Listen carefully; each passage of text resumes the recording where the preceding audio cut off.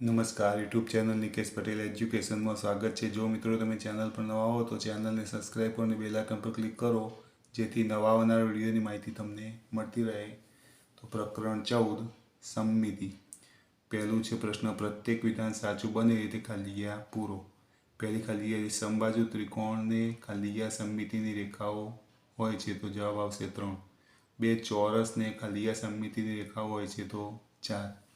3 નિયમિત પંચકોણને ખાલીયા સમમિતિની રેખાઓ હોય છે તો 5। ચોથું નિયમિત ષષ્ઠકોણને ખાલીયા સમમિતિની રેખાઓ હોય છે તો 6।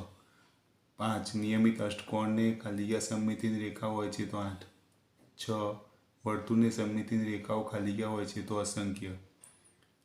7 અંગ્રેજી મૂળાક્ષર ઝેડને ખાલીયા સમમિતિની રેખા હોય તો 0।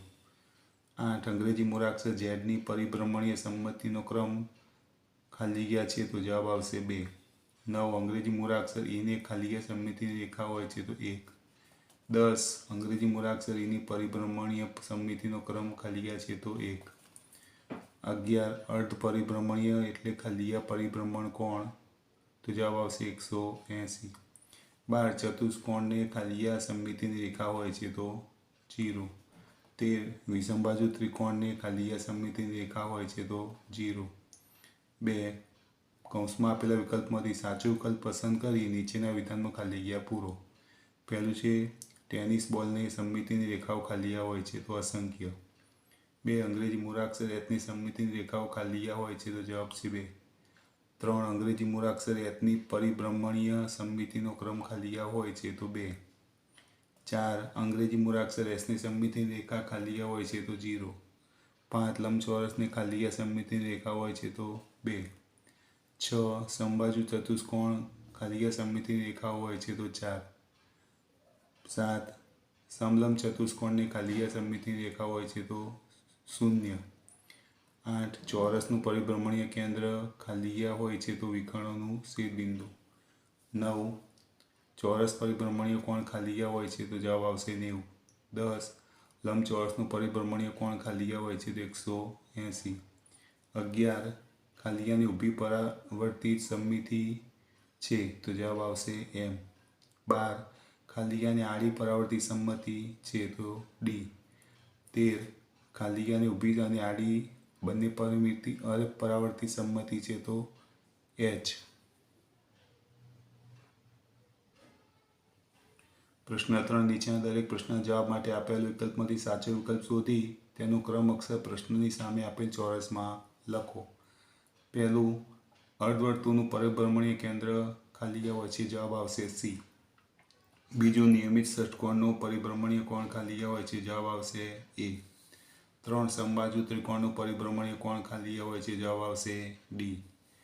4 નિયમિત ષષ્ઠકોણની સમમિતિની રેખા ખાલીયા હોય છે જવાબ આવશે 6 એટલે કે C। 5 3 પાંખિયાના પંખાની પરિભ્રમણીય સમમિતિનો ક્રમ ખાલીયા હોય છે જવાબ આવશે C।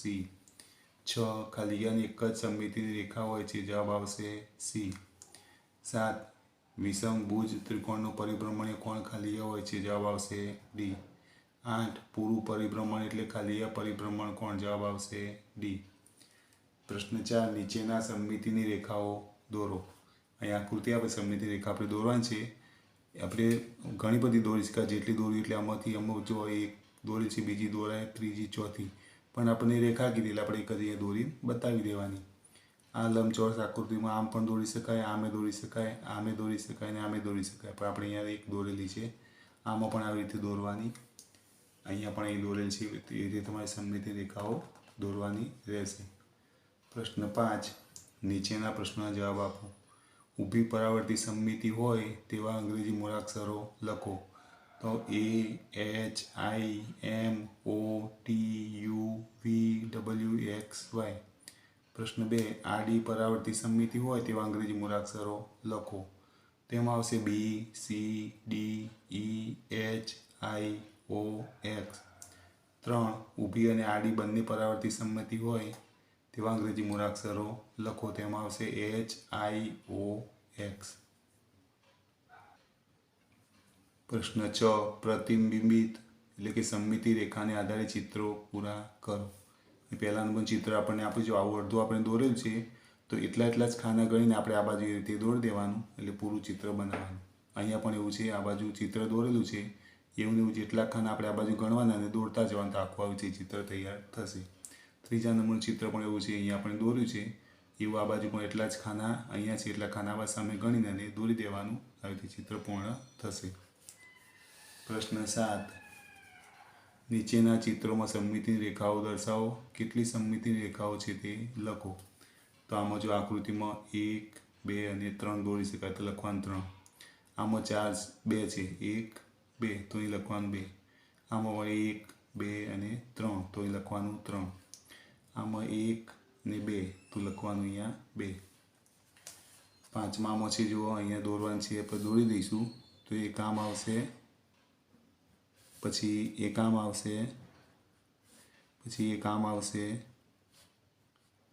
અને એક આમ આવશે. આ રીતે તમારે દોરવાની. અને આમાં એક જ આવશે, આમ ઊભી, આ રીતે તમારે દોરવાની રહેશે.